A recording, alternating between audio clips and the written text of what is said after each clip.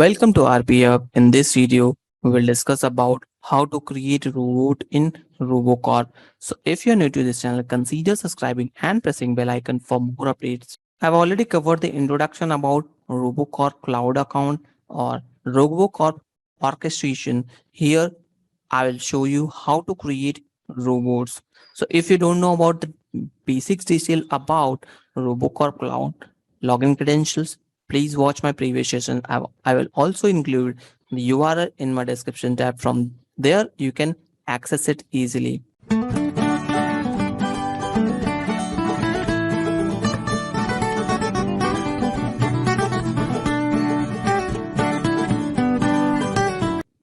Robot is nothing but the bot or system you have built it, and it is running for your execution point of view. Let's say if I want to create a new robot, simply I will log in into cloud.robocorp.com, and from there I will select robot sections. From here, I will click new robot, enter the detail about my robot. Like, let's say I'm adding the first robot, that is RPA1.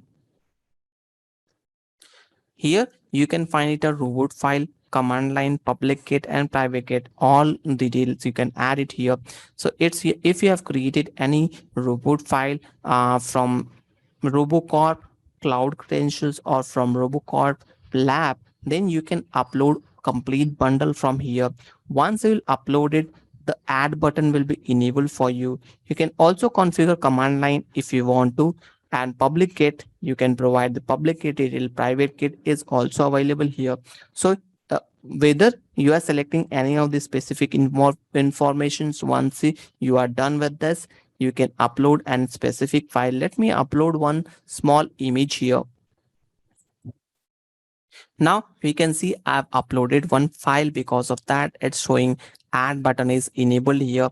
Once I will click add, you can find it out my robot is created successfully. You can see the different origin set processing robot file. You can take a while create a robot file. If that file is not valid, it will show this error message. Now you can also create Google image search. Now if you want to modify any detail about robot, simply click on this and you can start editing your robot. So either you can update the name or uploaded file or command line or public it. These all details will be updated. Once you are done with the updating, click on save and changes and your component will be updated. You can again say this origins. It will provide the robot processing, and post that it will throw in successful message if it is successful, and if it is not successful, then it will throw an error message. You can find out complete detail about RoboCorp CLI Assist, where you can copy the code and use it for your future point of view. Even you can use installation guide whenever it is required. You can also edit online components of the code. Now, if you want to delete any specific robot, simply click on this and your robot will be deleted permanently. So by this way, we can create our own robot and delete it whenever it is not required.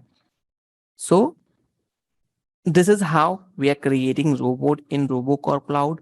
Hope you liked it. If you really enjoyed this session, consider subscribing and pressing bell icon for more updates. Thank you for watching.